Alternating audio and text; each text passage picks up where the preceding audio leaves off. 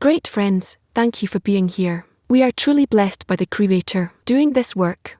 I'd like to remind you that we want to feel in our hearts the importance of the society, the importance of the friends. Without that we cannot receive the importance and greatness of the Creator and the goal, the greatness of the writings and our society, which provide us with fuel with which to advance every day so that we may walk together powerfully with this structure that we created here, this holy society. We thank the Creator for the opportunity He gave us to speak to you today. In the thought of creation, the Creator wanted to fill the created beings with pleasure, and we have the privilege of being here. We were given the method, the way in which we cling to Him, through adhesion, to reveal His greatness throughout the world, and this greatness through the friends, and the Torah to reveal Him, and the teachers directed us as Rob directs us. We have to keep going, move towards the goal, the importance of the goal, and make all of that just fill our life, so we can somehow see that we will feel the confidence that will reveal the right. Now let's listen to our great Rav who will inspire us through his directions. Now why is it good for us to do this exercise? What is the use of this exercise where each day we choose a different friend, and praise him, and talk about his virtues? MHM. Because this is essentially the recommendation of Rabash. That's why we do it, at least this way. What do you say? Loving the friends, thinking about them, praying over them. Is that exertion? Is that hard work? It's hard work. This is labor. Can it never be as with your children, like you think about your children all the time without making an effort? You do it because that's how nature made you. So with the friends, when a person acquires the quality of bestow, is it not the same way, just thinking about them constantly in a natural way? No, it's still an effort. So what does it mean that it's a second nature if there's effort? It doesn't happen naturally, and it all depends on the importance of the goal. Yes, the more the goal is, that's what I feel on myself, that the more the goal is in a high place important, the more it's important. So I see the friend's attitude towards the goal. If the friend wasn't a friend of mine on the path, I'm not certain that I would have. What connects us is the shared goal. Yes. Question for an active workshop. What exertion do we need to add in love of friends so that we will reach the goal together? Again, what exertion do we need to add in love of friends so that we will reach the goal together? Active workshop. The exertion is to add in love of friends, and that we'll do it to reach the Creator together. Exactly, reaching the Creator together, so that we will constantly connect with our goal through the connection between us, for good or bad. However the Creator arranges the relationships between us, we need to always see the Creator as the filter between me and the friends, and not get confused making it terrestrial. Maybe I didn't understand the question so well, but the work and love of friends is the labor. It's work we have to exert in that you see the friend in a certain way, you need to see him in a different way. And of course, there's work towards the Creator here, and it's endless work until we truly love the friends more than we love ourselves. The exertion, the best exertion, is to ask for the friends. What is the exertion? We need to add in love of friends, to add exertion in love of friends in any way possible, knowing that this is the way to acquire the second nature. Yes, exertion is where it's difficult for a person. It's easy for a person to think about himself and difficult to think about others. It's easy for him to ask for reward for himself, but difficult to ask for others to receive the reward. So yesterday and in previous lessons in the last series, we've been watching love guides us to think that the work between us and the Creator is the same thing that brings the light of correction to the person, to society, and to the world. Labor is in having to use forces that are not in my nature, that I have to remember the goal, that I have to do it joyfully. It's always an addition that is not in my own strength. And also, the exertion is to constantly every moment scrutinize again why we're friends, that we will always insist on the connection with the friends in all the sense, in all aspects, and remember that our intention is to reach the Creator and love the friends and care for the friends not less than caring and loving. For myself, this is the whole labour to move from myself outwardly into the friends into the 10 silent workshop. Let's feel how much we depend on the friends. Again, let's feel how much we depend on the friends. Hello dear friends. In the first part of the lesson, we will watch a lesson with Rob from April 2002. It's based on the article from Rabash. What is do not slight the blessing of a layperson in the work? You can find the article in cavalmedia.info. We'll read the article together in the 10. We have 27 minutes. Please, what is do not slight the blessing of a layperson in the work? The source says do not slight the blessing of a layperson. This is in the daytime the Lord will command his mercy. In the me he says, never slight the blessing of a lay person. We should understand what this comes to teach us in the work of the Creator. Meaning when we learn within one person, what is the meaning of layperson? First we need to understand the meaning of a layperson altogether. In Kahana said it follows the layperson jumps first. This means that the meaning of lay person is said in his condemnation that he is a simple person who nonetheless likes to show himself and appear as wise. Thus now how should we interpret the blessing of a layperson in the work? Also we need to understand what the Soha says do not slight the blessing of a layperson. This is in the daytime the Lord will command his mercy. What is the connection between the blessing of a layperson and his mercy? It is known that man's work is in 2 lines called the writings that deny one another until the third writing comes and decides between them.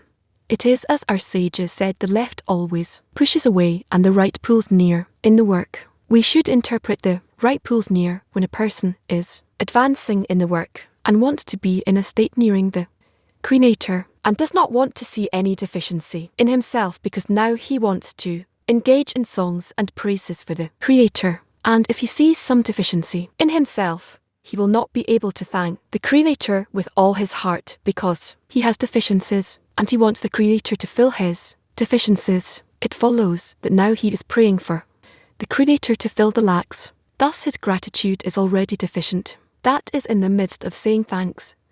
He claims that the Creator has not given him everything he needs. Therefore, when he wants to engage in wholeness so that the thanks he gives, the Creator will be from the bottom of the heart. He must not see any lack in self. However, we must understand how a person can say that he has no lacks, and instead, he thanks and praises the Creator that he's working for the Creator when he sees that his work is full of flaws. How can he lie when he sees his own incompleteness in the Torah and the work? The answer is that when one introspects and sees his loneliness, that he is worse than the rest of the people in skills and qualities. And yet the Creator has given him a thought and desire to do something in Torah, and he knows that this service is worthless and sees that there are many people more important to him than him. Yet the Creator did not give them a thought or desire to do something in matters of, and he did give him a thought and desire. For this he thanks the Creator as though he has obtained a fortune in corporality.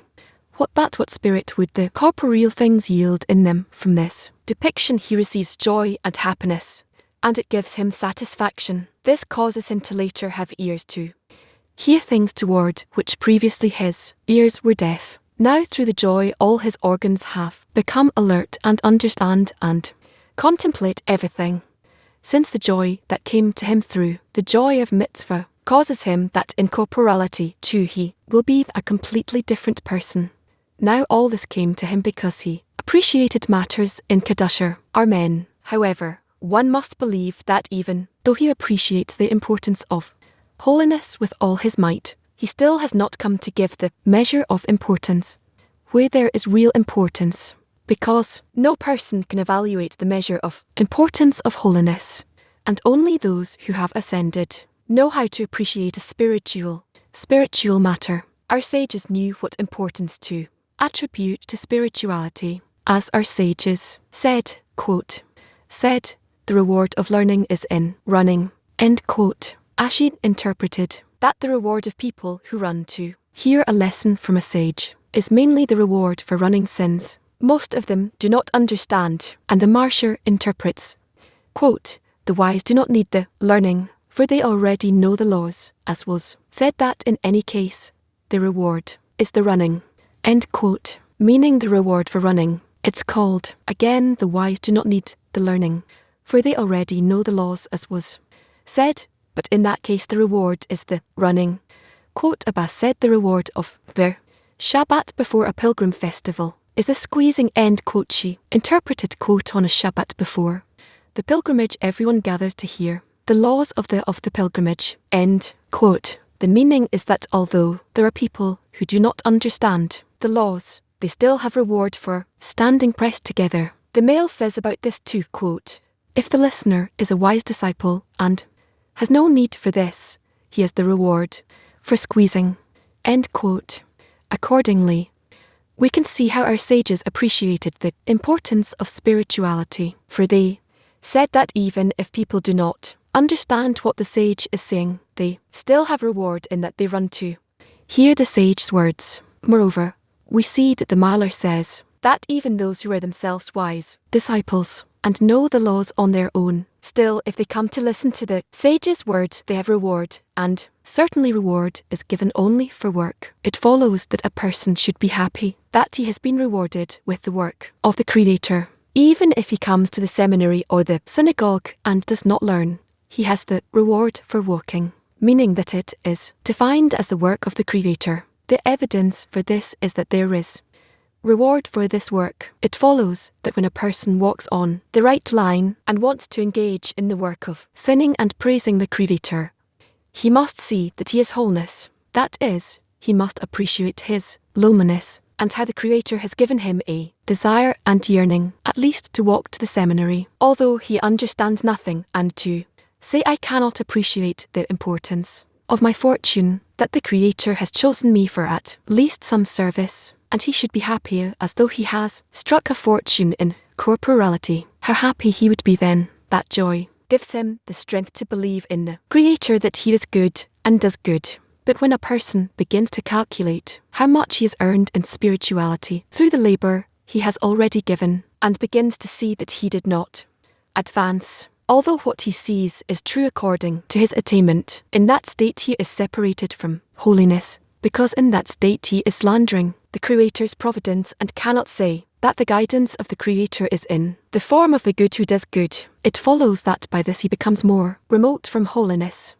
That is to the extent that he sees that he is deficient and sees all that he is lacking, and that he has prayed to the Creator several times, but the Creator did not give him anything for his plea. He immediately blemishes the belief that, quote, you hear the prayer of every mouth. End. It follows that in this state he says that now he's walking on the path of truth and does not want to deceive himself, that he is a person who has wholeness, and he is certain that the road he is marching is true. However, a person cannot make ways for himself, but must accept the path that our sages have arranged for us. About such matters, Barisim asked about what we say, and you have chosen us and lifted us from among all tongues. Yet, there's only one tongue in the world, that of the evil inclination. Thus it should have said, and lifted us from all the tongue. What is the meaning of all the tongues in plural form? He said that there are holy angels and there are impure angels. That is sometimes the evil inclination prevents us from doing something good, through a power that incites us and says that we have no need to engage in mitzvot, since we will not gain anything from this. Sometimes it comes to us and tells us, you should not do this. It will only interfere with your engagement in Torah. It follows that it says to us the opposite, that he wants to engage in mitzvot, which is why he advises us not to do what we want to do or learn or think, etc. It follows that when a person should walk on the right line, the holy angel comes to him and tells him, look at your baseness. See how you are devoid of Jewah and devoid of faith, and also you are lacking in observing mitzvot. He lowers him to the nether world and speaks to him like a holy angel. And what happens in the end? The person falls into a descent and cannot think of doing anything in. For this reason, when he must walk on the right line, he must fight against all those who object to the wholeness of the right, and believe above reason that the SRA speaks to him dressed as a holy angel. However, Afterward, a person must shift to the other side called left line, where great care is required. He must be ready when he sees his past, that he is full of flaws, to have the ability to pray for the flaws. Otherwise, it is forbidden to begin the work on the left, as it is written in the Zohar, that it is forbidden to raise the hands without prayer and plea. Raising their hands means that he looks in his hands, meaning what spirituality he already has in his hands, if he has advanced a bit or not. It is forbidden to look except in a way that he is willing to make an honest prayer right away. Otherwise, he will fall into despair and sadness and melancholy, and he will have to escape the campaign. It follows that where he should have received from the left line a place for prayer, that this is the only reason he should move to the left line.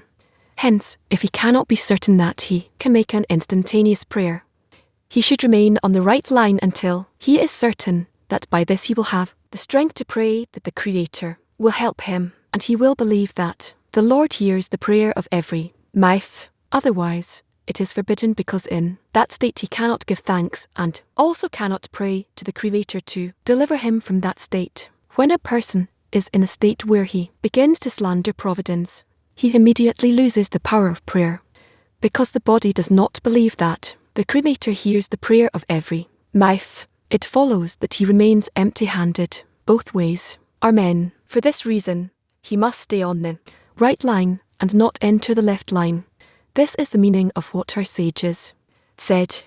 Quote, any turn you take should be only through the right. End quote. The meaning of any is generally a person should walk on the right line. It is permitted to walk on the left line only when he is certain he will be able to pray for his deficiencies. Otherwise, he must remain on the right until he feels that he is ready for it. Therefore, if thoughts that he is at fault have awakened in him against his will, and how can he speak words of Torah, prayer to the Creator, when his thoughts tell him, you are filthy? How are you not ashamed to engage in matters of holiness? About this a person must say that it is written, quote, I am the Lord who dwells with them in the midst of their impurity. End quote. That is, even though I am in the lowest possible basis, I still believe what is written, that the Creator dwells even in the worst loneliness. However, he is not among the proud, as our sages said, quote, anyone who is proud, the Creator says, and he cannot dwell in the same abode. End quote.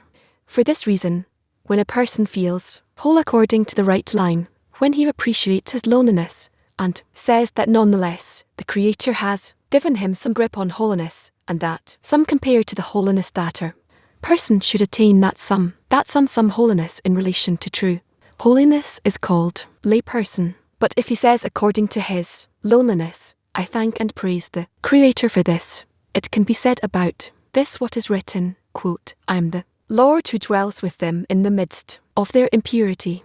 End quote. And when he is happy about this, he can be rewarded with, quote, the divinity is present only out of joy. It follows that through this loneliness, that because the Creator has given him some grip on holiness, he can climb the ranks of holiness if he only takes from this the joy and appreciates it. Then a person can say, quote, raise the poor from the dust, he will raise the destitute from the litter. End quote. That is when a person feels his loneliness, that he is meagre, meaning poor, as our sages said, quote, Abay said, in our tradition there is no poor, but in knowledge. End quote. Meaning, this has been handed down from our fathers, a custom from our forefathers, that there is none who is poor except in knowledge. This is why he says that he is meagre, meaning poor, for he has no knowledge of holiness. Thus he is called poor and meagre. Then if there is any grip on holiness, even though he is poor, he says, quote, raises the poor from the dust. End quote.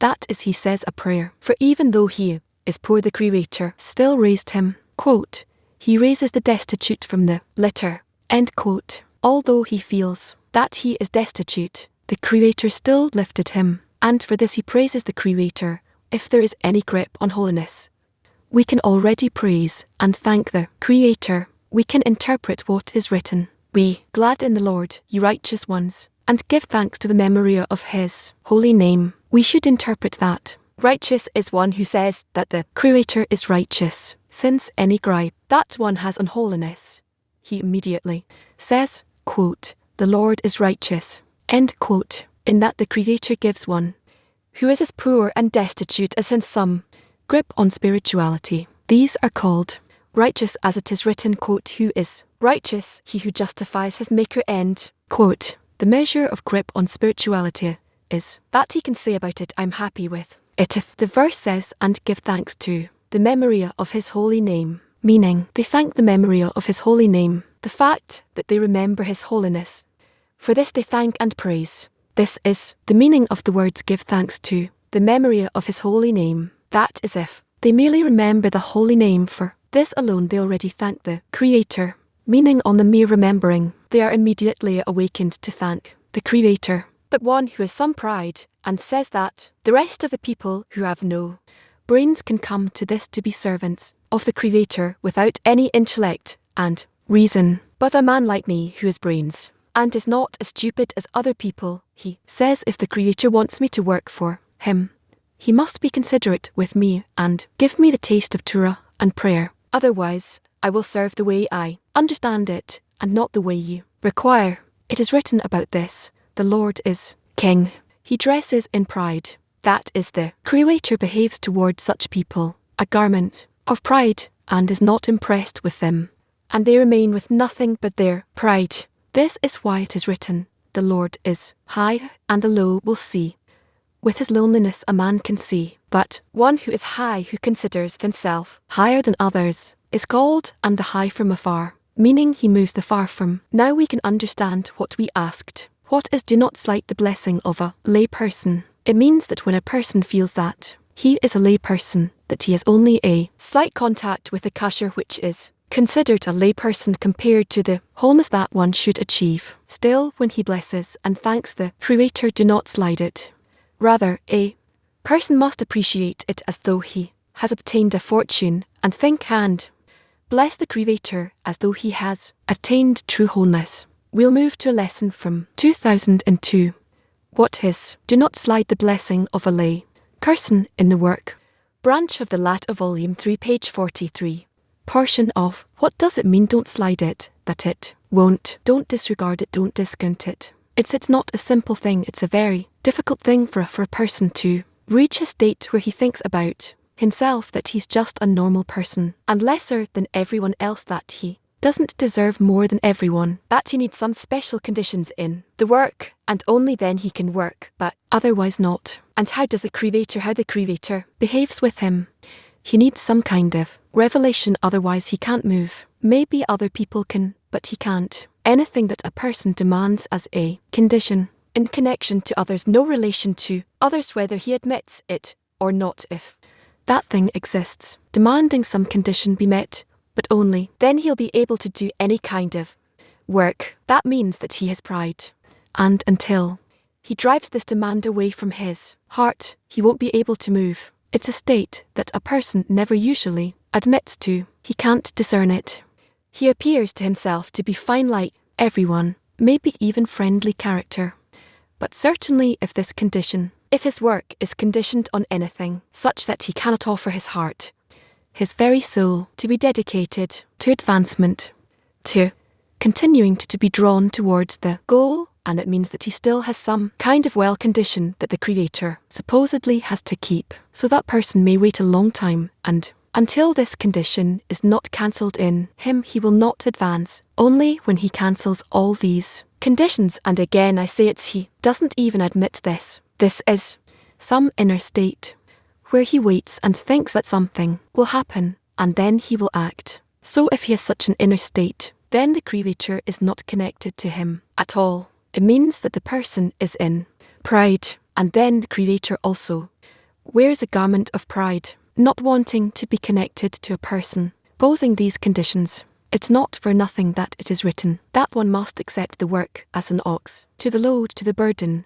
a donkey to the load, without any conditions, regardless of what state the person is in, the conditions that the Creator placed on him. If a person at a certain moment can reveal that he is standing in some state without thinking without any kind of calculation, if he accepts the work, then it means that he has no pride. and accordingly it can be the very worst state. The Creator still resides within that person in that state and helps him, driving the pride away, and removing this state of the conditions where he conditions his labor on something that's possible only when you feel the greatness of the Creator. If a person waits to feel the greatness of the Creator, and only then he will drive pride away. Supposedly, that's how it should work. By reason there is no other force that can pressure him to lower my pride, my natural pride. So I tell the Creator, come on, Creator, be revealed so I can lower my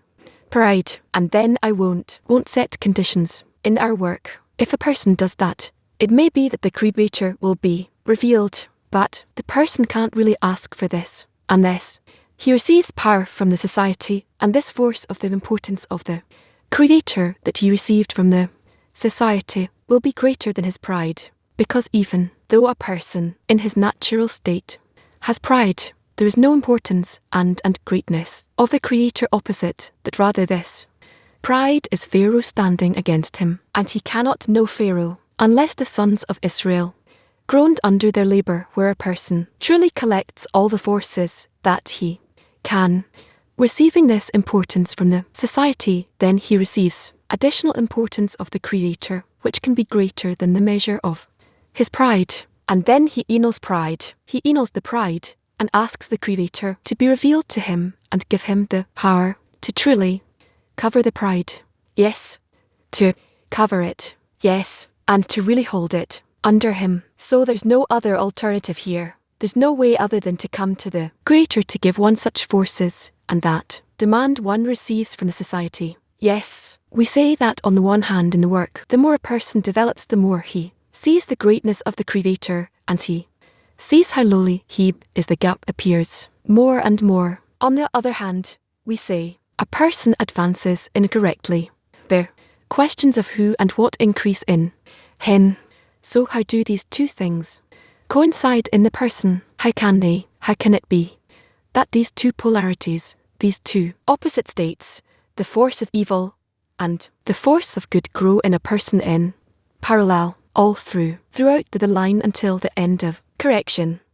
That's what you're asking during the preparation period, and also above the barrier when he's already walking through spiritual steps. How can it be that the evil is revealed opposite the good, and one does not cancel out the other and will never cancel out the other? A person must make a proper combination between them to use the evil and the good in a goal-oriented way. And you're asking, how can these things which exist in a person, they exist in the same time, in the same state? Can it be that one who is completely wicked will be with one who is completely righteous, that Pharaoh and the Creator would be together in the same person? They cannot be together. They can be together only if the screen connects them, and through striking, performing a coupling between them, a connection without the screen. No, these are two opposite things. And the greater Pharaoh is, and the greater the Creator is, the person is in this collision between them, and these are the two ends,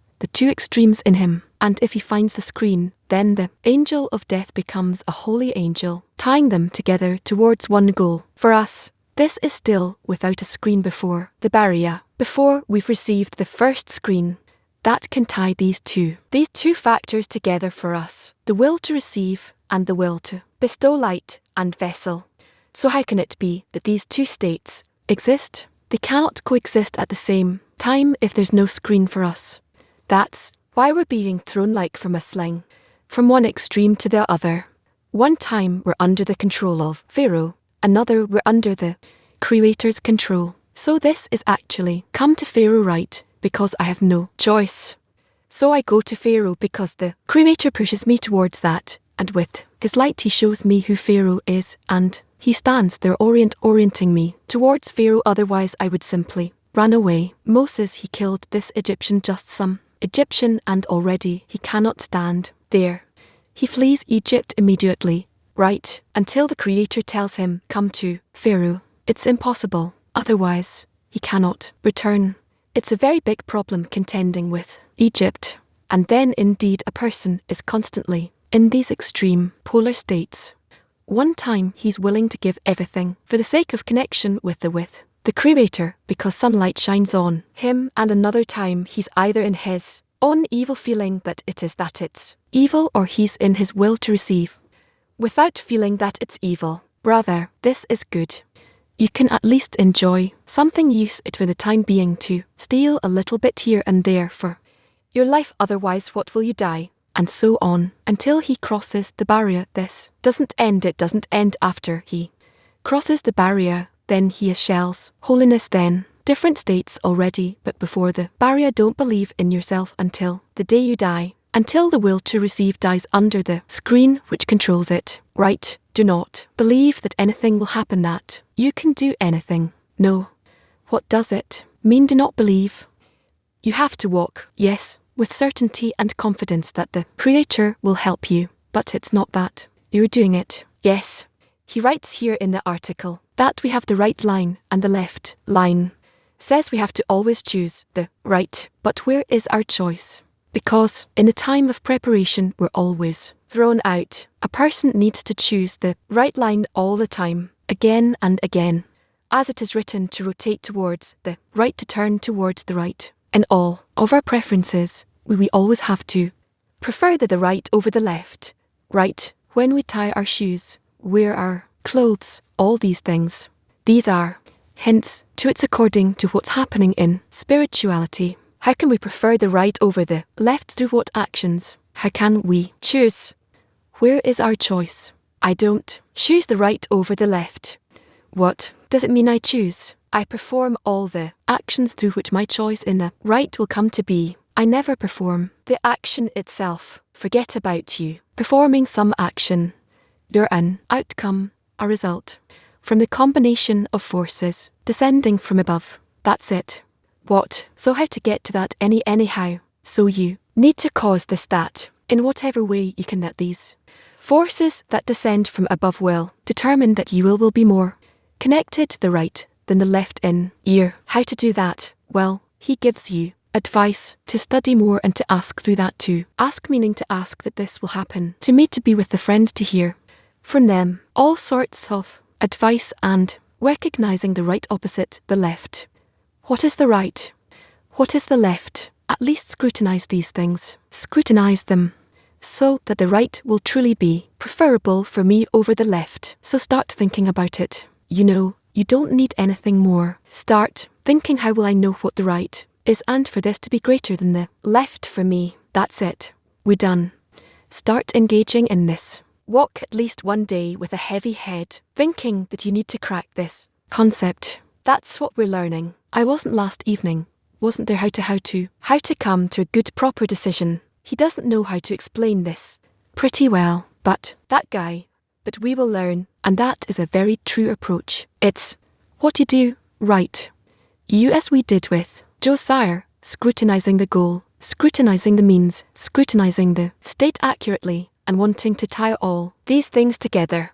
We on Friday, I'll ask that the Israeli guys will come, and we will engage in how to come to a decision regarding how our books should look, the Hebrew books that we're about to publish. I told him at the end of the lesson that I have a question, I have a problem, and he says profession is he can help us come to the right decision. He'll help us come to the right decision on how the covering of the book should look like, what shape, what images, all these things, how to approach this problem. Yes, I need to know what the problem is, what exactly it comprises, what things I need to solve it, what exactly I need to come to. In short, how do I get to a state where a situation where I'm certain that this is the best way this will give us. You know, I don't want philosophies and all that. It's just very practical. We'll engage in that Friday, because these are very true things. What he said I saw yesterday, that people didn't really feel that this applies to us, this relates to us,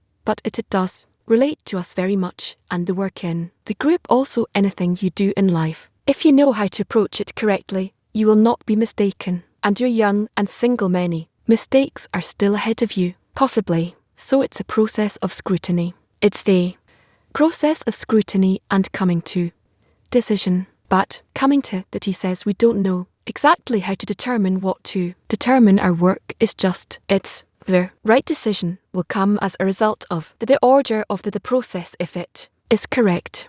We have to structure a process for how to come to the right decision, and then the decision will be right, and that's very correct. That's very true. It's exactly according to our spiritual rules, spiritual laws. And so I see that this is really such revelations in science, and it's very practical. You can even find maybe another language by which to explain the inner work of a person. We will see it in some time. We will see. Yes, you said that in the article that there are two states for a person, that he doesn't have the strength to work, so he turns to the Creator and asks for the strength to do something. That means he has pride. And in the second state, he needs to turn to the group to receive importance and then turn to the Creator. So what's the difference? You had address to the Creator here and address to the Creator there. What is the force from society? I cannot turn to the Creator with my own power, with the conditions that exist in me. He gives me, let's say from above, the initial urge. With that initial impulse, I cannot perform any scrutiny. I cannot see the depth of the problem and his importance as the one who's capable of solving it. I don't have these data in order to truly turn to him and ask him to solve the problem. For me to turn to him, you know what? Let's say there is one great man who can sort your entire life out, but you're prideful. You cannot turn to him. You can kill me. I can't turn to him. I'm ashamed. That's one thing. Or it's simply that I have to trample myself. Trample myself. Step over myself. I can't do that. What can I do? I'm incapable of it. It's our nature though. Man with his pride, with his self, he's ready to be killed. But that myself, my I, the self will remain, because the self is the eternal part of me. It's the soul, and I don't care if the body dies. But it's stronger than the beastly life. We see this. There are many people in the world who are ready to insist on something. They cannot step over it. They cannot pass this over. They can't even if they want to. There's one person that I can go to and ask for $1 million and he'll give me if I ask, but I can't come and ask. There's another person who can organize all sorts of other things in the world. Family, I can't do it. All sorts such people, we stumble on such things every day. That's the power of the pride of the self, the force which actually separates us from the Creator. He calls that force. This is the force of the shattering. In the Sage's Fruits articles. Now what can I do? I have to preserve this force on the one hand. On the other, I can't turn to the Creator until this force is under my control. Upon it, I turn to the Creator and ask him, meaning I have to make of myself something that's completely smeared. How to say in Hebrew more correctly, more clearly, that state. It's an emotional thing that yourself doesn't exist in front of the Creator, and the person can't do that, can't, because it's something from nothing, existence from absence. So there's no correction for this until the end of correction. So it's possible to correct it, supposedly to fix it by receiving additional force, additional power from the group. So you can see how the force of the group has to be unique, special, outside of all things, outside of the connection between me and the Creator. It's actually a third party, a third thing which I can add to myself as an aid from the side. So it's not something from nothing, or something from something not mine, not the Creator's, but something, a third thing which exists, supposedly, in nature, because I stand opposite the Creator in such a manner, where my pride, it's one opposite the other. Pharaoh against the Creator stands here, and they stand here, and there's nothing to do. It's only from the side that I can truly provide for myself these additional forces, so I can somehow step over myself and turn to the Creator. Otherwise Pharaoh shouts, who is the Lord, that I should hear him. However many blows come to him, it won't help. You understand? So here it's the force, it's the power of the group. That's why he says that this is the only thing that can help use him. Right, that's our entire good future depends on that. Yes, the student. So, in the explanation as he gave yesterday, there's a point between the goal and me. The goal and me. That's, let's say, crossing the barrier. Why doesn't it work? I didn't receive an answer from him yesterday. Where do I choose the point that's closest to me based on what conditions? Do I choose that point based on the means that I have at my disposal, and I determine that the next stage needs to be 10 cm from me forward? Why 10 cm? Because I don't see more than that. I don't have the means. I don't have possibilities. Or perhaps I see more goals, targets, but I need to examine the means. Like he says that in order for the decision to be for, if the making of the decision is right, the decision is right. So according to the wall on the right, in accordance with the wall on the left. If I choose the close target, then I come to determine the next degree, the next step correctly. Well, we'll see. But again I say there is an element of society here that cannot be ignored, because he and I one opposite the other. It's like two walls. It's not going to help. Nothing's going to work. Two things that cannot be cancelled. They saw that, and he doesn't become revealed. If the Creator would become revealed, then I would nevertheless fall. But he doesn't become revealed. If he becomes revealed, I'll just be immediately nullified towards him. How do I ask him to become revealed so that afterwards, when my I becomes nullified, it'll be on my account? I'll be the owner of the action. Even though he is working, I summoned it. So how to then get to the beginning? That's by receiving additional strength from the side, additional necessity, the group. How does it belong to something from nothing? Why, how does it provide me with the power for something I don't need?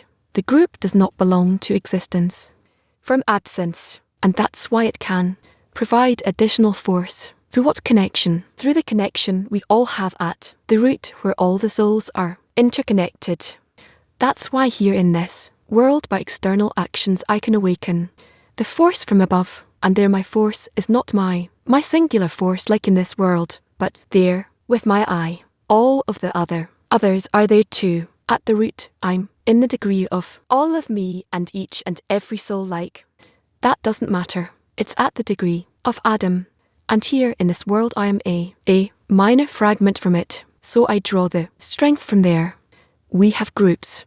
So what is the primary thing that a person should choose all the time in the right environment? According to by what criteria should a person measure every second if he's in the right environment, and accordingly to decide what his environment should be? According to what criterion a person examines every moment. Let's say if he's in the right environment, if he is in the correct environment. The correct environment is called an environment that it directs the person to connection to adhesion relation to the Creator at maximum strength and desire and thought that the person has. The correct environment means all of my inner conditions. That's the environment with respect to the point in the heart, which is the point of contact between me and him, and everything else in me has to assist this point in connecting to the Creator, and all the rest of the forces, conditions, thoughts, desires, urges doesn't matter what they are called environmentally. My I, which is called the mosh in me, right, it's literally a point. It's the seed from which I develop my soul, so it can grow only from having an environment, the correct environment. So he says there that there is the source and ways by which the source develops,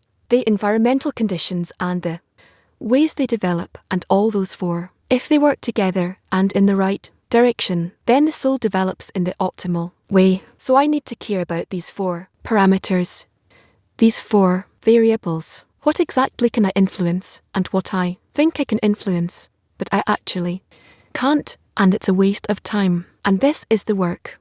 There are people who make a lot of noise, but still they don't understand that it's just noise. But later it will be revealed gradually. But in the meantime, the efforts are only to find out where the mistake is. But if I just say it, they won't hear it. So how does it help a person that we said that it's possible to mix the groups together? How does that help me? Why should I do that? Why do we need to mix together in groups so that we the ripening will be with as much incorporation as possible? How will that contribute? Being mingled with other people physically.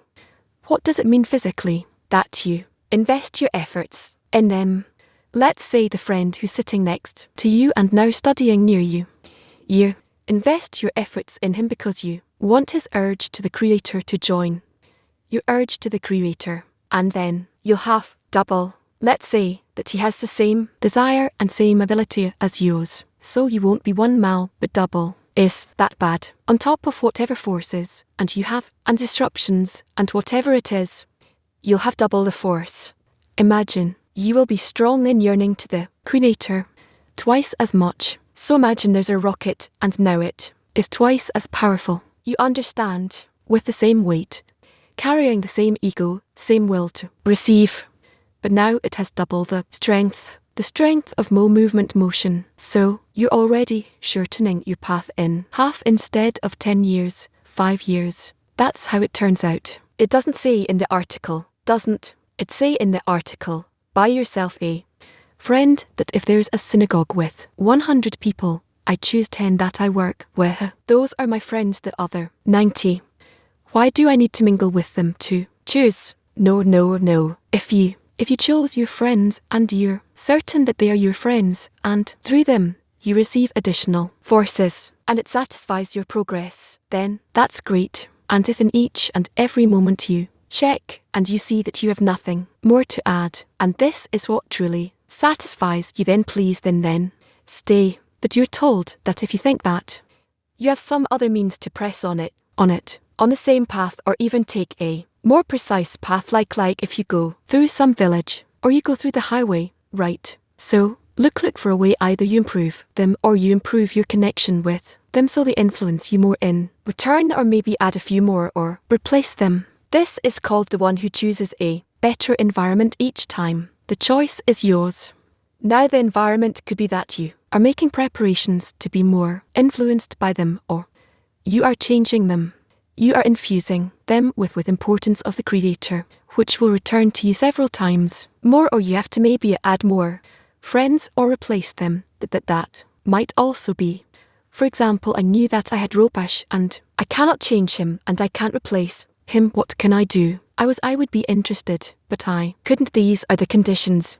So I have no other work towards him left, besides just making him as great in my eyes as possible. There's no other way, because there's no other way to do something here, not to truly make him greater. I can't really influence that, and I can't also replace him. So, it's just about how much can I be more influenced by him. The smaller I am, the greater he is. The way I imagine that to myself. So, accordingly, I'll be more influenced. But that's with respect to something that cannot be replaced. At first, I'm thinking about replacing, that's clear. But with respect to the friends, you have several possibilities to replace them, to change yourself also, and the relation between them too, and you.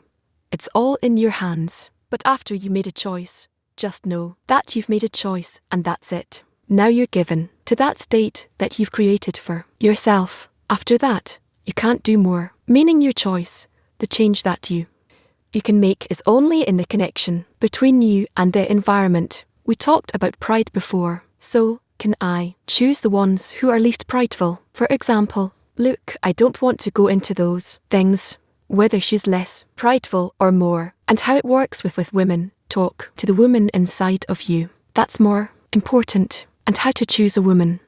Rash said very simply, you look at her, you see her once. If her shape doesn't repel you and she agrees with your principles in life kind of superficially, that is sufficient to get married. Second time you shouldn't go to at your second meeting, because the second time you start examining, is she good enough for me? And that's already not good, because then you're lying. You think that you're good. Is she good enough for me? Meaning and something she might not be, and that's not worthwhile doing. That's already false. That's what he said, and that's truly what he recommended to do. He would say, look, they live 10 years together, they don't know anything about each other. When you get married, you make the after that problems begin. What happened? Isn't it the same? Why that there's a lot of couples today. Think about it.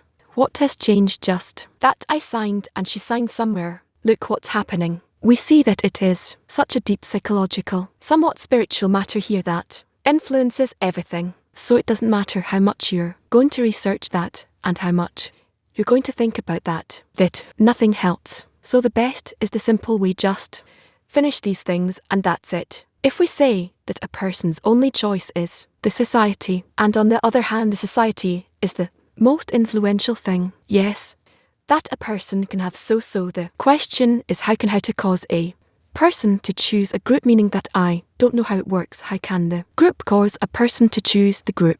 More, say we are a group and some guy comes here and he seems very worthy of being among us. How can we cause him to connect to us? Yeah, no, not a person from outside, a person within the group. How can he cause all the other people in the group to choose the group even more? So, it's the same problem. So we in the group want everyone that's already in the group to adhere to the group even more, right? It's the same thing like with the person who comes from outside. It's the same thing, because to the extent that we want to attract someone already in the group, it's the same. The problem is simple. You have to induce in him the recognition of the importance of the group, that the group will answer him for that question that he wants to solve. He's not certain. That's our whole problem, that we are not certain that the solution lies in the group, in my connection to it, in my annulment to it. If we don't know that, so my relation to the group is so kind of disrespectful. So the group has to show me, has to help me really understand it, that here lies the problem.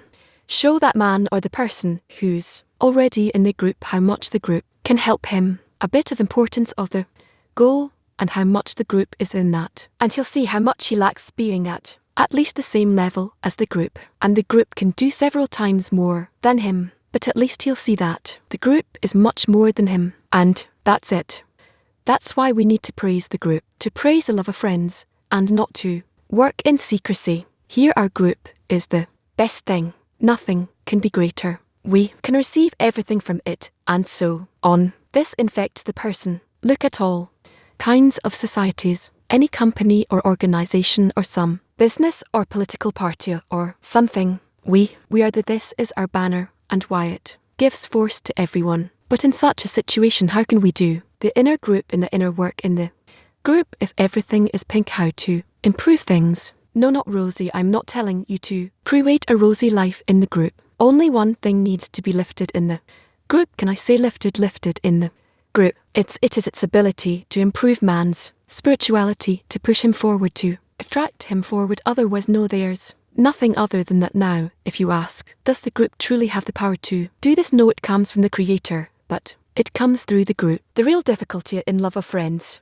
it's in the love of friends in the inner work, and the natural inclination is to go and take various external steps, external replacements, external structures, external changes, and so on, to replace for 4 instead of 6, 8 instead of 12, and so on. We don't have a choice. We're still connected to externality. We don't engage in internality. By replacing, instead of 10 members, 15 members in the group instead of that 20, or something like that. At least these things will let us engage in something. They'll lead us to a question, what is it that we really want to do? And so these external matters we engage in, they gradually lead us to a deeper question. I don't know if you can approach the inner engagement in our state. It still doesn't kind of happen. It's too early, but the external engagement is well in every action. There's still some inner question and action.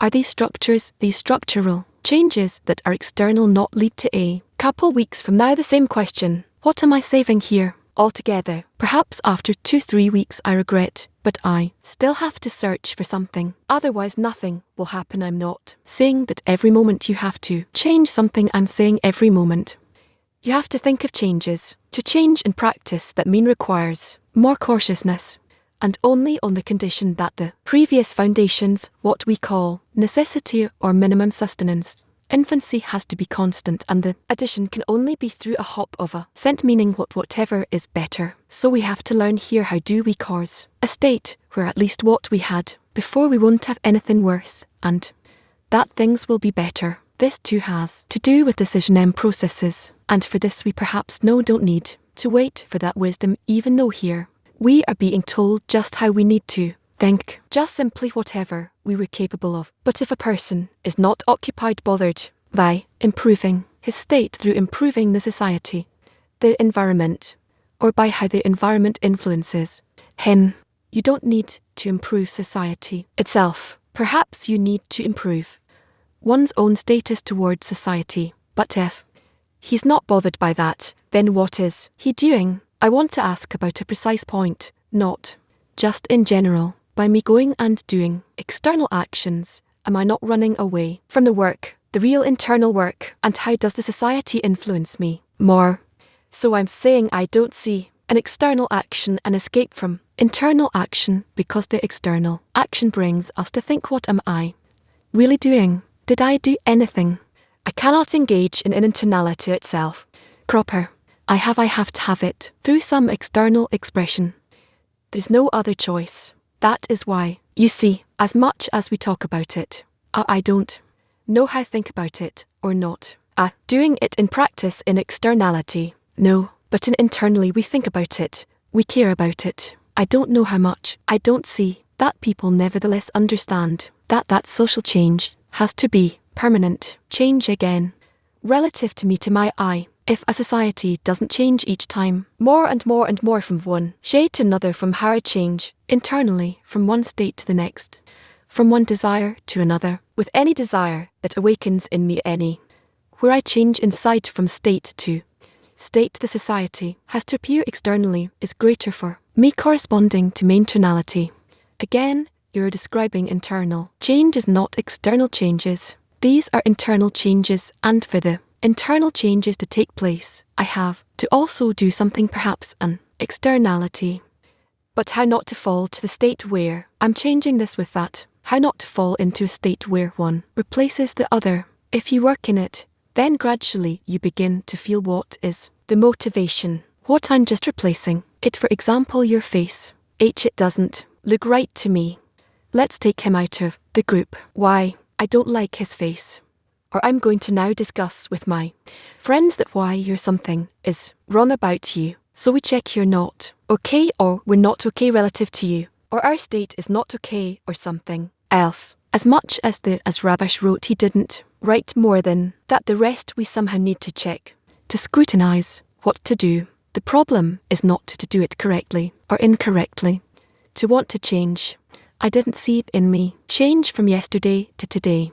Yesterday when I looked at society, and today when I'm looking at the society, it seems to me the same. Nothing changed. Some people came, some did not. The same state from yesterday is today. It's what I feel through my own senses. So if a person agrees to it, then it's a sign that today compared to yesterday is not about to advance. Okay, but does a person have the intellect to govern such a thing of how one is advancing? If a person doesn't think about it, he doesn't sharpen his senses. For that, he will never feel how he is relative to society, and consequently will not come to the feeling of how he is doing relative to the Creator. We are nevertheless moving forward, but at what pace? Certainly, the surrounding light is working, and those who are here are working toward the goal, but I'm talking about realizing it in the most beneficial way. I'm not saying we should shut it down and go home. We're advancing, and then how, but compared to what we can do, we're moving like a turtle. I'm asking about Friday, if you can bring young people, Israelis especially. We're going to have this exercise. For example, we need to have to publish 4 books. So, this decision in what way it should look, the book jacket, the photograph, the letters, the name, the font. We'll see how to make the right decision. We don't know in advance what it should be. We don't know what's good for the audience. We don't know how to do it if we're not experts. Just the way we are in spirituality. We're standing in front of this fog, and we have no idea, no understanding how. From this state can we still make the right decision? Let's see how we will do it. Let's share impressions from the lesson, and what from it we're taking to implement in the 10sh. We heard an infinite number of gems. Maybe what I highlighted is that you never do any action. Rather, you're the result of the combination of forces that come down from above. That was in the context of pride, and that there's no reason to feel proud. That if you feel prideful, then you're not advancing in spirituality. We can read the whole transcript all over again, I've said you have to praise the friends and the group and not work here in humbleness. Our group is the best. There cannot be anything better than it. We can receive everything from it if don't place any conditions on the work in the tin. We heard a person needs to kind of spread himself out before the Creator because that's naturally because we are the desire to receive and the person can't cancel it. And here enters the group as a side force between him and the Creator that can help him make the labour that will change his inclination. What exactly can I influence? What I think I can influence, but I'm not able to. It's a waste of time. That's the work. Change is in the group. If I see a group that hasn't changed, I did advance from yesterday to today. Have to constantly improve the environment. Invest in the group. That's the work. In the beginning said don't believe in yourself to the day you die, but the desire to receive dies below the barrier. And then he said you have to go with confidence that the Creator will help you and not you, as much as we are all a consequence of the upper light and how it impacts us. Throughout the lesson, they were all about the changes a person needs to do and what he should expect. Not to practically make changes, but we need to check and see that he's not breaking anything that was decided before, but for him to want change and not to remain in his current state, that the upper light will work all the time. I heard that our problem is that we're not certain that the solution is inside the group in my connection and my annulment toward it, and the group has to show me, has to help me understand this is the source of the problem. I liked Rav's answer to Mal where he said you invest your efforts, let's say, in a neighbour, and now you sit and study next to you because you want his drive to the Creator to also be added to your drive to the Creator. So he brings this example of a missile that weighs a certain amount, and you multiply it by the same weight and speed. Maybe you multiply it, and its impact is several multiples of that, meaning as much as you invest in a friend. You can multiply if you multiply by 10 friends, and you multiply yourself by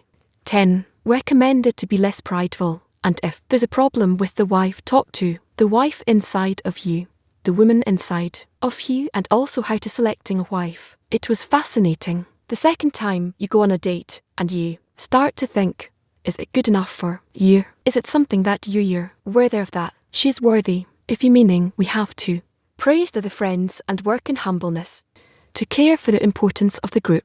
What Remy said is the said in the second date. The person checks, is it good enough for you as if you're good.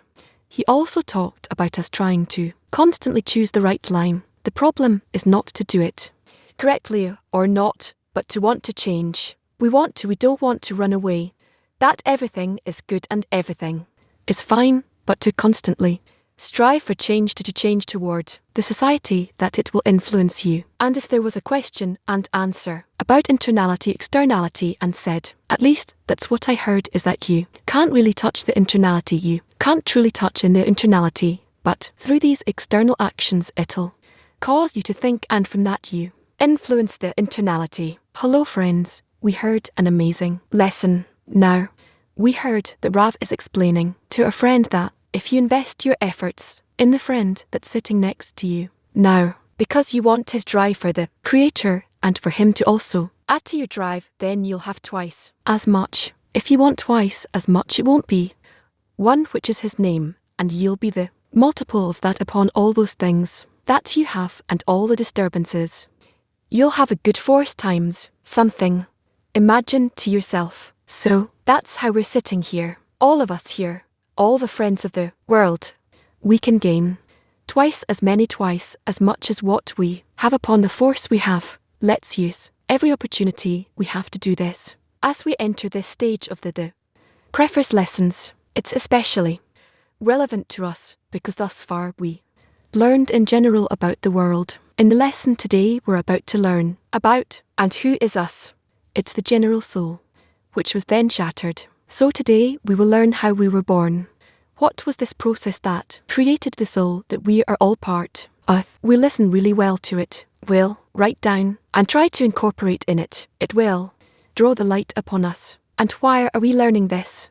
What does it give us? We learned today in the lesson with Rash, article by Rabash, that the blessing of the layperson should not be should not slide it. What does it mean that if you don't know who the person is, that's not the judgment? What should be he needs to take the greatness of the Creator from the society. Tells us that this is the main thing, that before the study we need to connect. Think of the friends that they will receive this power and give this power, because without it we won't be able to advance. We will fall to our pride. Think that we know something and we won't receive anything then. I said that by receiving the power from society, and both Pharaoh and the Creator are in you, and you can't do anything with it unless you receive this additional force from society. You work on it to grow. Faith in the Creator and in the providence of reward and punishment of the Creator, not how you understand it, because you're not placing any conditions before Him. Rather, it's His way. So what happens then? You receive the light, the power of the light to come out of your state, and each time it's a new exit, it's a new ascent. We learn about those worlds, how they are built. So, that was shattered, and doesn't have any other desire but the stony heart, only the spark that came to him. How does he use it? Let's hear clearly how Rav explains it, so we'll be able to use our desire correctly in such a way that will advance in spirituality and not remain in our state. So let's hear what Rav is saying. That we'll have time for questions and answers. I hope we'll have many questions and we'll continue together. Please, what's the conclusion from all of this? Don't jump. This is a very important point. There's the Creator. This is simply a desire to bestow only. Because he wants to bestow, he must be included from with someone that he wants to bestow to. So he begins to bestow. So seemingly, he needs to join to himself some measure of desire to receive. That is he, the Creator, the desire to receive. The Creator to begin with is made of two parts. One part that's in him is the desire to bestow, and the second part in him is the desire to receive. Why? Because if you won't be included from the desire to receive, how will he be able to bestow? He needs to know to who for what. That's called the end of an act is in the initial thought, meaning he needs to think in advance. There needs to be a desire to receive, and he's going to bestow to this desire to receive. Here it's called the pure Creator, the desire to bestow, and here in the desire to receive it is called the Creator, in a connection with the created being, two parts, and then he begins to bestow, and from this bestow through root. Phase 1, 2, 3, we have phase 4, and phase 4, when the desire to receive begins, it also has all kinds of layers, until we reach here the desire to receive is similar to bestow. Here it's still similar to bestow. Here it's similar to bestow, until he comes to the desire to receive that has no sparks of bestow. That's called Malat of Malat, or later we call it the stony art. A thing that cannot be corrected. It doesn't understand what bestow is. If I correct all those called the first 9, what do I have from this? I have from this that I feel the actions of the Creator. From the first 9 I attain the actions of the Creator. If I were to correct my stony heart, I will feel the Creator himself, not according to the actions I will feel him, because this is my nature, and from my nature I will feel his nature. But how can I do this if here altogether this part of mine is not included? You can't enter any sparks have bestowed into it. There's no quality that can possibly help me correct it. How can I really reach the Creator? Because theoretically, if I were capable, I would reach there, but how? By what can I penetrate into him? Some qualities of correct is it's impossible. It's corrected, it's impossible. But the purpose of creation is not for us to recognize the actions of the Creator. The purpose of the creation is for us to be in his degree. How? There's a trick. What kind? The trick is simple. If I were to take this part and connect it nevertheless artificially, with all these other parts, later I will be able to work only on distinguishing between them, meaning each time I just need to attain a discernment. What's the difference between this and this, between this and this and that? Meaning out of the negation that this is not like this and not like this and not like this, etc. Out of negating this, I can come to a state where I can get to know him.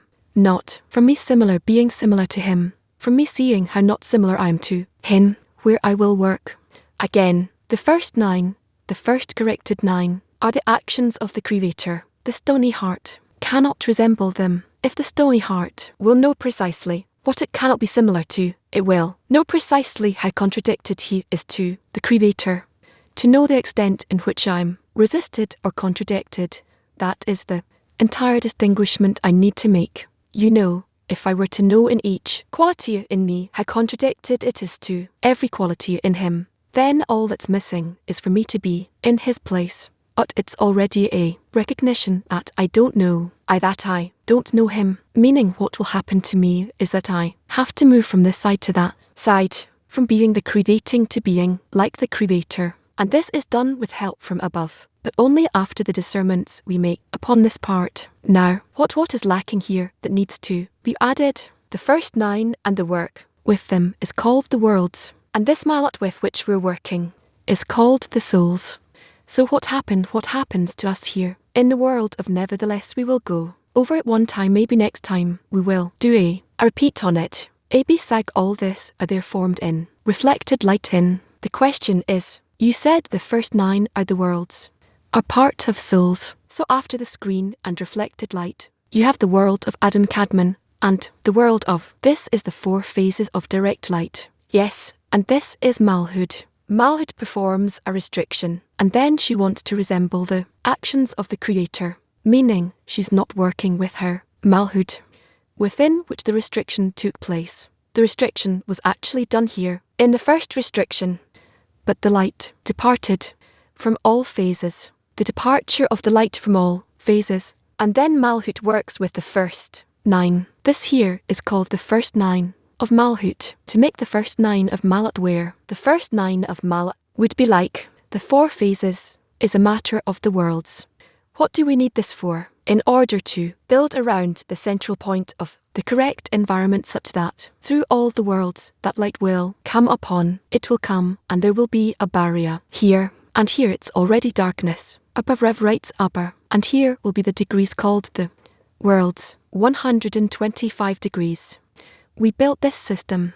What did we build besides this? We built the worlds in a manner in which it understands that this Malhud cannot be corrected, because also in the worlds there was a shattering. That same stony heart was there, yes, and there was a shattering. They shattered and corrected everything but the stony heart, meaning in the worlds, like I say, that they corrected, and the within which theirs, and which within which is, and then the after the shattering, these 4 vessels that were made. So what are we distinguishing? What are we discerning? Vessels of reception and vessels of these which are the stony heart, which is Mal of Mal. We scrutinize that here you cannot work, and already in the worlds we're not working with this, we're only working with all kinds of variations of the first 9. So the worlds are already ready for all the discernments that will be, but the worlds meaning the first 9, no. What about Malat herself? After all the worlds emerged, now we have taboo, and all the worlds ascended this way where, no, I'm sorry, we'll do it, this will be Arctic, and then Zon ascended, and then the world of Briar was made here, and until that's called, they emerged upon the worlds. After that was created, meaning this is the birth of the worlds of before all the ascents now is born. It's born also from Zer. Now I will only explain how, what's with it, and then why a little in the next lesson, as it placed the world of worlds of also made established in such a way that Adam's row is in the place of Brian. It's gone, is in the place of the 4 spur of the world of, and until the end of the world, and its weight, and that's it in the are placed to the end of the world of, that is the world. It exists precisely within the worlds of, its row is in the world of Briar. Its throat, it's gone in the forest of the world of its body, its goof is within the 6 of the world of it once, and the line in place of the world of Asiar. Here there's another division. Here we have also the world of Asiar. There are theirs. The place of Briar. Well, next time we'll do that more precisely. What am I trying to say? That the world of beyond there are, they have a certain connection between them, where, just like the worlds of Bio are built in cooperation between vessels of reception, that X within which vessels of bestow exist, also is built out of having a vessel of reception that is neutralized, and therefore vessels of can exist in it. You remember what we spoke about the worlds, that the worlds were made from the incorporation of within. That are the vessels that you cannot use and can be used. That's the structure of the world, of the nature of vessels of bestow. So if we were to neutralize this general mass, within which then we can move these that are in the and arrange them in such a way that they will be like the structure of the world of and. This structure, like the world of which is in the phase 2 of coarseness, will be called the world of rear, and 3 of ital. 3 of it will be called the and in. 4 of it will be called the meaning. There's a principle that if you neutralize the and don't, and you can't use it, we use the name that's in the. It's the same with made from this smallhood that cannot be used. The fact that it can't be used. What can you do? We can neutralize it, so it won't want to receive anything and join it. How do we do this? If I have in the world in zone of and of, you remember, and then in zone of Nekodim, and from above comes the light of A, and connects the G to 10, and then they shattered the chattering out of the shadowing, and in a gadjim were mingled, and we have garter and apart, within and garter and within. They intermingled because they have a possibility to intermingle, to enter one another. We're talking about not matters, but on desires, intentions, longings. We can mix even vessels of reception without being intermingled, but in it can't be here. It's the pure clean desire to receive. They cannot be impressed by anything besides pleasure from intentions in order to bestow something. No, nothing. So how do we build a daemon? Soon is built in this other way. It's written like this. Creator created Adam from the earth, etc. That's the whole story, how Adam created. It's built simply, and here is this, but what we don't use this. It is under the restriction, and we use only this is called, is born circumcised. Without vessels of reception is called the circumcision, and in vessels of, a vessel of the vessels of reception. What then happens? We have a structure that is adapted to the structure of the worlds of Bai. Whereas the worlds of Bai are vessels of, still exist the worlds of Bai. So what do we have here that this is, and here's the place of or 2 or 3 or 4 of course, and if we use them, and the worlds of this is the world, this is, and this is the world, hence they're similar, and we can say that they're in one another, only the difference is the part. This part is completely usable, and we built a part called very artificial path, because in its main part we don't use. We only use the which is not him at all. This is the vessels that don't belong to him. They were just joined to him altogether. This is a topic, a subject in on its own of how you can join these vessels this way, and etc. But what happens now if we were to shatter this part? That is called, and later try to start and correct it. All that we have, we will be able to learn from within it. From this work, this analysis, that what this part is, and what that part is relative to the desire to receive and the desire to bestow. What does the cremator want here, and what does a person want here? When we go to a measure, we will learn the connection of, and then what happens? What do we need to do then? We need to perform all the actions besides, and all the work that we'll do, we will make sure that will be corrected, meaning all the qualities that are against the cremator. And if we were to finish all these corrections besides Malat herself on our behalf, this is called our jinn, our personal end of correction.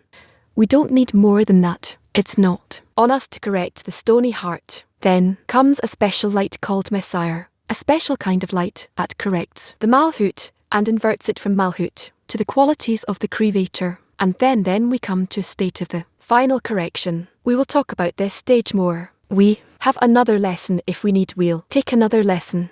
But this is actually the whole matter of the whole thing with the souls, that the souls actually in their work need to scrutinize, not correct. We have nothing to correct in truth. Our work is not to correct.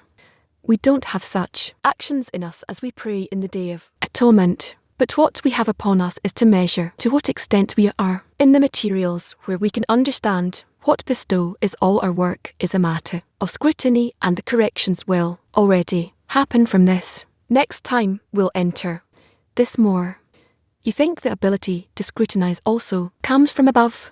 Yes, yes, Adam was formed over a specific record. Noish has no records. There are records, but Fern, not from the parts of Bion, is not a consequence of the expansion through until the. He doesn't belong to that. He doesn't belong to the worlds. There are worlds, and there are souls. The souls are the shattered. All of his parts are called souls. So where is he? Where does he come from? Born? He was born from the connection between Malhut with Malat within them. Which of the worlds not his vessels Malat of his vessels? Guys, we will talk more what I am telling you now is not written in kind of or in such a way here or anywhere. We don't learn much about usually, and it's not written much, it's written in a very I'm a kind of as little as possible, so as much as possible I will give in this short method, so at least there will be something clear somewhat, and for you not to get confused after that, you'll continue gradually and add more. That's it. Start coming in the morning. I promise you will receive an addition, not a lot. Twice a week. Friday and Sunday. Okay, see what kind of a beginner lesson. That's a beginner lesson. After that can start coming to the morning lesson. Not too many times, twice a week. At least. Yeah, well, we are waiting for your questions. Raise your hands and put up the question marks. Let you collect yourself and decide what questions specifically you wish to ask. Just to remind you that what Rar said, which is us. Again, even in us is not really a us even that comes from the world. There's nothing in us except for this of, which is only the will to receive that. Cannot even understand what is bestow. In Eddish they say like what a mess, you can't correct. Maybe start with questions. Yes, let's start with questions. Rav gave us this trick. He said it's a simple trick. What's the this trick? Take this away. I don't want to just tell you about this, but this is actually all our work, and we already have a question from Lithuania from please. What is the difference between correction and the scrutiny of Malat and the Creator? What's the difference between the scrutiny and the correction? What's the difference? What's the difference between the correction and the scrutiny of First of all, the corrections, as we heard, take place only in the world. In us there are no corrections, there are scrutinies. There are no actions in us or deeds, so the corrections are the corrections that take place in the world, as we learn about it through the shatterings and the construction of the in not then, loot according to the ability, according to the man that comes from, though so on so forth. We don't have that.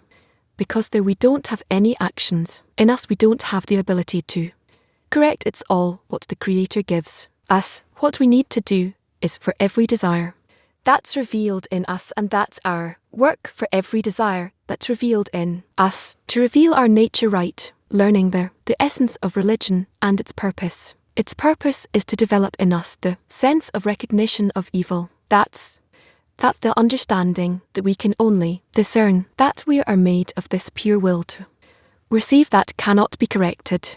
And this discernment, that is all the correction we have to make. The light will later come and correct it. That's the difference between them. What do we need to do is just raise man for him to correct. After we recognize that we cannot do anything, we don't have actions like you said, then we raise man and ask. And then from the upper one we receive the help when we ask and ourselves. And it's important to know what it is that we need to nullify. Right, that's what we scrutinized, which is what is the scrutiny and what's the correction. The scrutiny we scrutinize, which is that we can't correct. And the correction we ask is for the Creator to correct it. And we have no other desire but to correct this. And then the man operates. I saw someone near. I heard Raf saying earlier that we need to break the bee if we break it. So I didn't understand. Since when are we breaking something? For what's to break, and what do we break? Yes, so if Malat, if Adam were to receive from the worlds, and not scrutinize his desires, what would happen? There would be no correction. All the desires of wouldn't be able to be corrected. So what happens here? Adam, where all his desires are not revealed, to him ascends during these two ascenses to the world of, and suddenly all the desires are revealed to him, all those desires, and he breaks. How did he break? He discovered the this goat name all the way and discovered what's in him. And then he shattered and into true shards all of him, and all those shards, those sparks are us. But what can we do with this incorporation where we feel this passion like RH said of one another the longings, and by this, what can we do to invite the light? Through these longings we add longings from the friends, and then we invite the light from the study that we learn, because they're already obtained and they're giving us this state. And then after we scrutinize the desires that we cannot work with. What does Rush tell us to see? Only the good side of the friends their merits, and we're not capable. We ask and we're not capable. We see deficiencies, and then there's a request for us to change, for us not to just think about ourselves that we're good, but rather we will ask the Creator to see in the friends good qualities. Yes, and then a change occurs in us, a change in which we receive things that can rise above one's desires. Yes, it's not clear that it sounds from this explanation that shuttering something that already happened. Yes, but also from Rav's explanation is something that will have to happen as well, that we will have to work with this. That's what it means that the stone of the forefathers becomes the marking point for the sons. So what we can do is we are the foundation, and upon this foundation we're completely contradicted to the Creator, and we have no possibility of working with that. USA Northeast is the biggest, and there's no meaning for time or what he's talking about to our heart. This kind of aside comment and the question I want to deepen towards what Gadia already answered. We have the desire to receive, and we have a desire to bestow, which we'd absorb from the Creator. All the rest of the wisdom is how to connect this all together. Question: how do we connect all of this together? Inside our 10, how do we connect all of this together? In our 10, the problem is that the desire to bestow is not developed in us. How do we develop it? Only in the 10. And what am I told to do in the 10? I need to email myself for what? So that I will be able to receive from the friend. Yes, just like in pride that we learned with Rabish that we need this pride to be nullified. How will we do that? It's impossible. We can ask to, not to cancel it so that I will see the good qualities of the friend.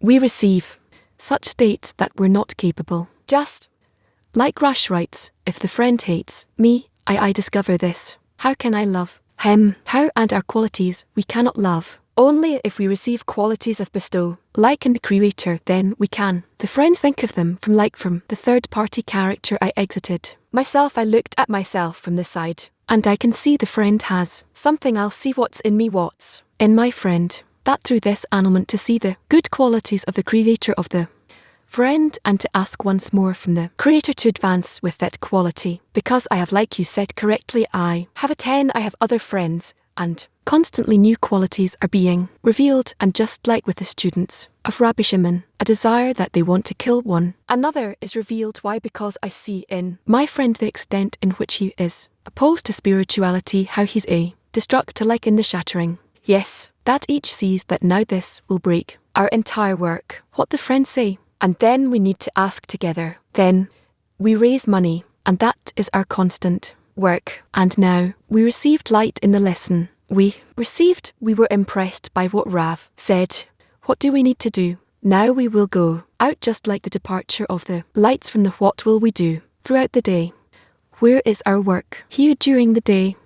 Because the light, when it was there fine, where are we? We remain in our qualities, and only a small illumination. If we were to invite it, it will be, and we need to know really well this work throughout the day, what we will do in order to prepare ourselves for the next lesson. That's what's important. The awakening from below. We, as a group, need to awaken from below to do all these actions intense and everything, so that afterwards, after this work, will come here to a lesson, and we'll see filled tens, full tens, everything full here, everything exploding, everyone wanting to receive this light without which you can live. And this we need to develop such an importance in the temps.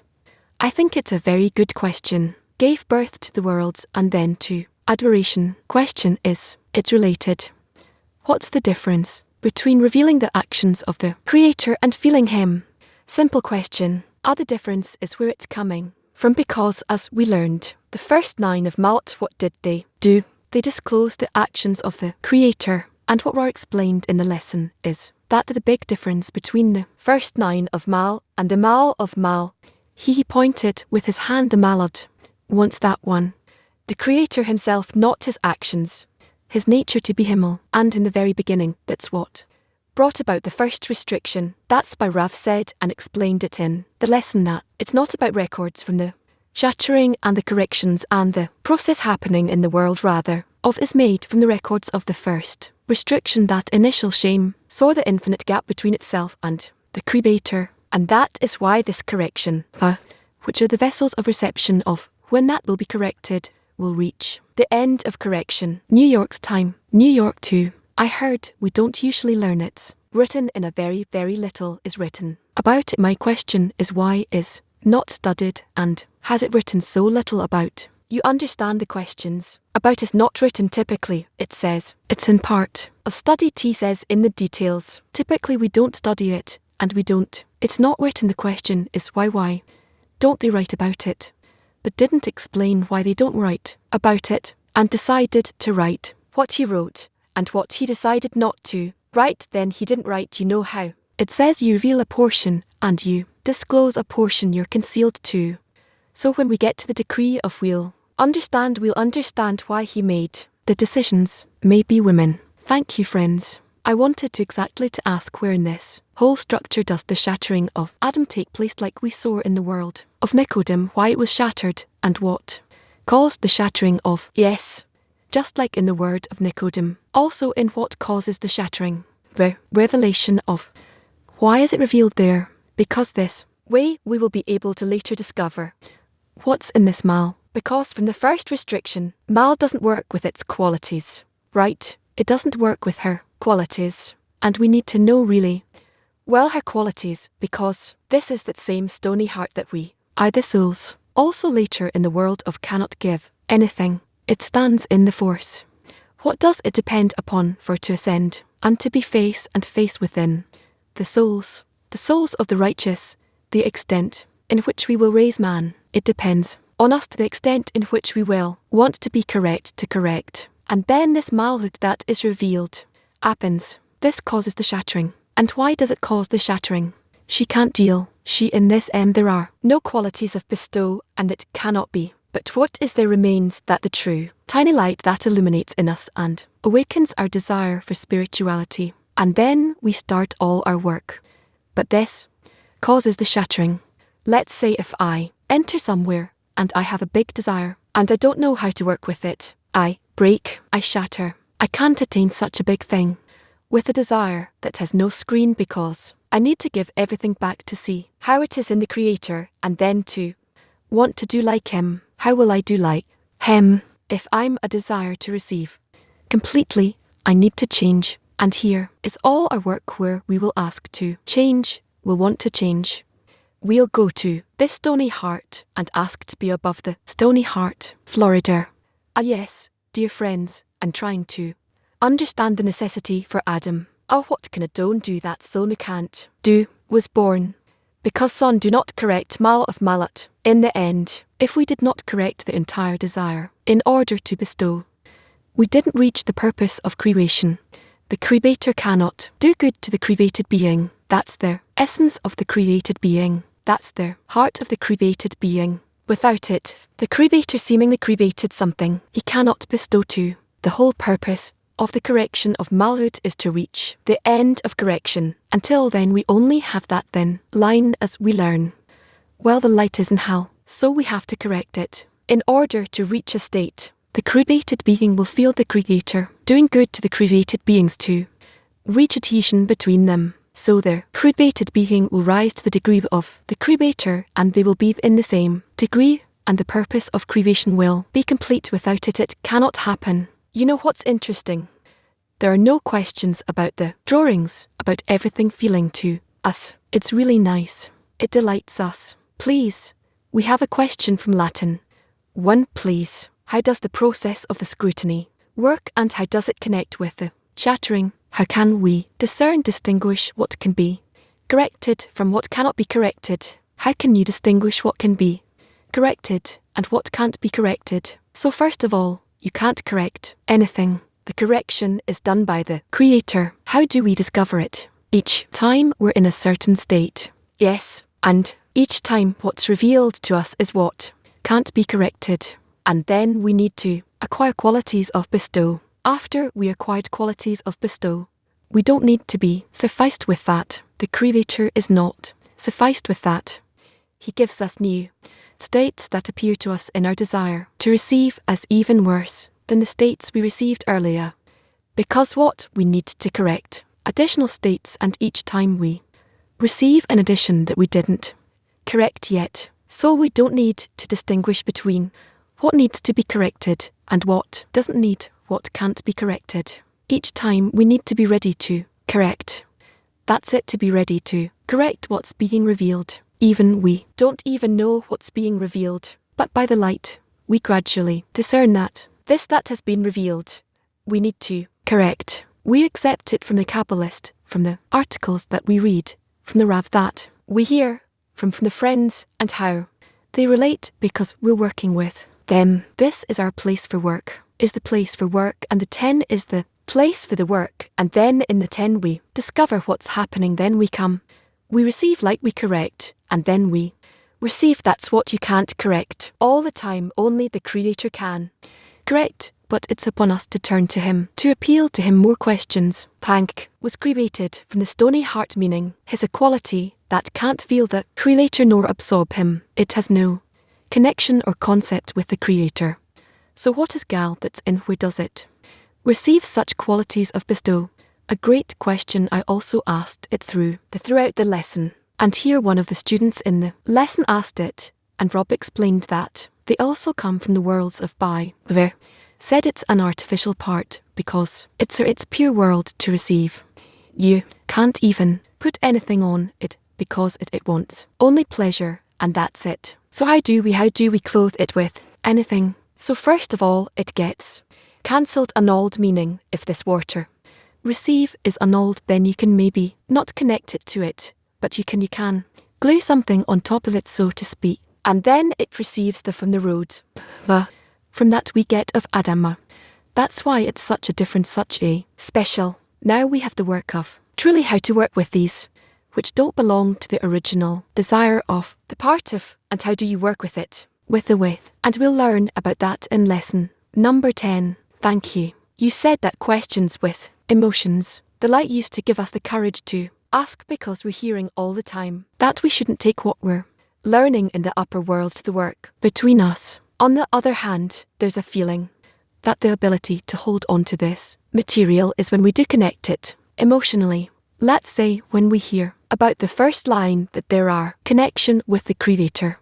So how and where can we know that it's okay to connect it to the feelings and when not to do that? There was a question like that yesterday as well, and Gillard answered that you cannot materialize things. We cannot use the qualities of the upper world and to say that we can already work with this, certainly not. So how to use? We really need to receive the light by the light. What actually happened in the world of it? What was new in the world of it? We learned that in the world of it's the root aleph root phase 1. What is it? This is I have to go through an impregnation, and in the upper one in order to be born in the world of Nicodim. Each was in his nature, right was in its nature it received from Abanima, and then it broke, and here reinforcements took place, a very big one, in which we need to be born in the nature of the upper one. First of all, it's like an embryo that it takes it time until it gets equipped with all its organs, or depicted in all of its organs. It's not simple. Each time I need to cancel my qualities in order to be able to be born in the upper one, and what Rav says, and what we learn. And then, as we receive the light, we already receive something, and with it we can work, and that's it. And then, it is not called materializing something, because then we truly start to feel what's happening in the upper one. It truly happens in us. That's all the beauty of the wisdom of Kabbalah, that we are learning how to receive correctly, and then that's not materializing, and it's then we're actually working as we are taught the way our teacher teaches us what exactly. He says connection, connection, connection all the time because we don't have connection. We have to attain it. How to attain, that is the whole question. How to attain this connection that we're talking about. Good question. Thank you. Before everything, Bam writes, because of the emanator's desire to bestow, there was born in the ein, in the emanated, being the will to receive necessarily. So the question is, why is it so? Because the Creator wants to bestow. So, if he wouldn't have anyone to bestow to, he won't be able to bestow. Only if you have certain relationship between the giver and the receiver, where the receiver is aware of the giver and he wants to give back to the giver, then they have mutual relationship and there's no cancellation of one toward the other. There's two that work with a single intention. Can I say something? We have another question from Salt Lake City. We have a little short time left. Thank you. What is the role of mitzvah in the elevation of Adama to?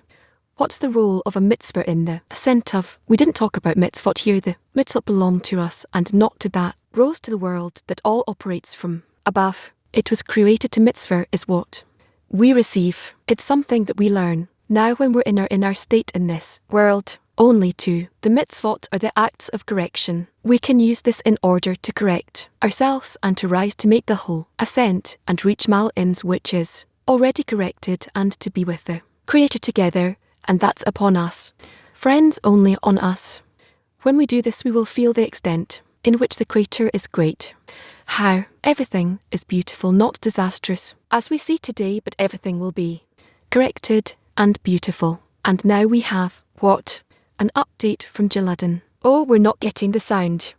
We have a new evening strip. Unfortunately, Jilad's talking to the wrong microphone and we can't hear him. He's describing the new evening strip, where we have 4 new lessons that are happening in the evening time in Israel, and Rash lessons. We're teaching there our values and everything we learned from Rav. And now it's going to be this article. Will be more connected to the Rash in connection to the lesson. Why? Specifically morning lesson. Why is this? Daily dose, that we can't receive that portion of light every day. What did Kabbers do in relationship to the morning lesson? What happens when there's resistances or disturbances or difficulties to be incorporated in the morning lesson of that day? All of that we will discuss today. A very special lesson today at 7:00 p.m.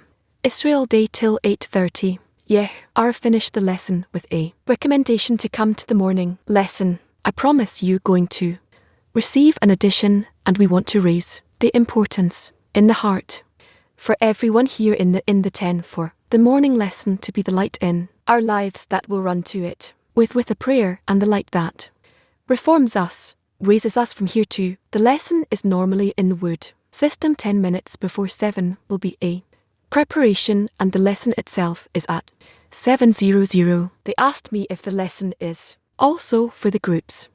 So I want to say that we're at a time where there's nothing for one group and not to another, where everyone is invited to come and to share the light of love between us. And we're a song, and love you may say SH. Oh, say SH. I'm about. Hello, dear friends. In the first part of the lesson, we will watch a lesson with Rob from April 2002. It's based on the article from Rabash. What is do not like the blessing of a layperson in the work? You can find the article in kabelmedia.info. We'll read the article together in the 10. We have 27 minutes. Please, what is do not slight the blessing of a layperson in the work? The source says do not slight the blessing of a layperson. This is in the daytime the Lord will command his mercy. In the mailer, he says, never slight the blessing of a lay person. We should understand what this comes to teach us in the work of the Creator, meaning when we learn within one person.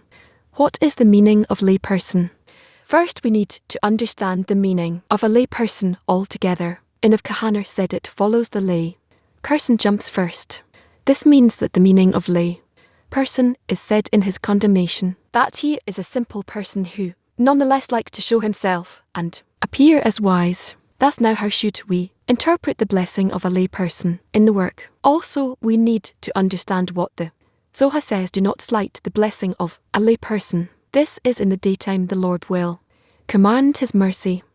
What is the connection between the blessing of a layperson and his mercy? It is known that man's work is in two lines called the writings, but deny one another until the third writing comes and decides between them. It is as our sages said, the left always pushes away and the right pulls near. In the work we should interpret the right pulls near when a person is advancing in the work and wants to be in a state nearing the Creator and does not want to see any deficiency in himself, because now he wants to engage in songs and praises for the Creator. And if he sees some deficiency in himself, he will not be able to thank the Creator with all his heart, because he has deficiencies and he wants the Creator to fill his deficiencies. It follows that now he is praying for the Creator to fill the lacks. Thus his gratitude is already deficient. That is in the midst of saying thanks.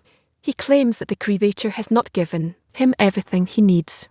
Therefore, when he wants to engage in wholeness so that the thanks he gives the Creator will be from the bottom of the heart, he must not see any lack in himself. However, we must understand how a person can say that he has no lacks and instead he thanks and praises the Creator that he's working for the Creator when he sees that his work is full of flaws. How can he lie when he sees his own incompleteness in the Torah and the work? The answer is that when one introspects and sees his loneliness, that he is worse than the rest of the people in skills and qualities, and yet the Creator has given him a thought and desire to do something in Torah, and he knows that this service is worthless and sees that there are many people more important to him than him, yet the Creator did not give them a thought or desire to do something in matters of, and he did give him a thought and desire. For this he thanks the Creator as though he has obtained a fortune in corporality. What spirit would the corporeal things yield in them? From this depiction he receives joy and happiness, and it gives him satisfaction. This causes him to later have ears to hear things toward which previously his ears were deaf. Now through the joy all his organs have become alert and understand and contemplate everything. Since the joy that came to him through the joy of mitzvah causes him that in corporality too he will be a completely different person. Now all this came to him because he appreciated matters in Kedusha, Amen.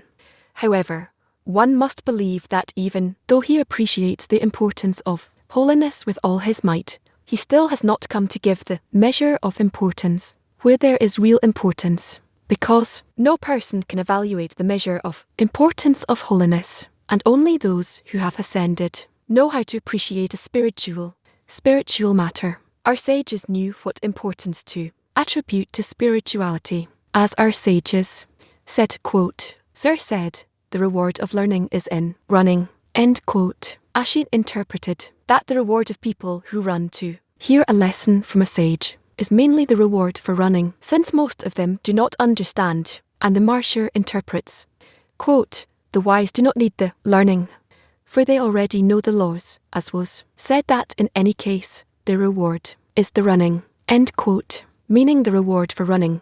Again, the wise do not need the learning, for they already know the laws, as was said that in that case the reward is the running. Quote, Abbas said the reward of the Shabbat before a pilgrim festival is the squeezing, end quote.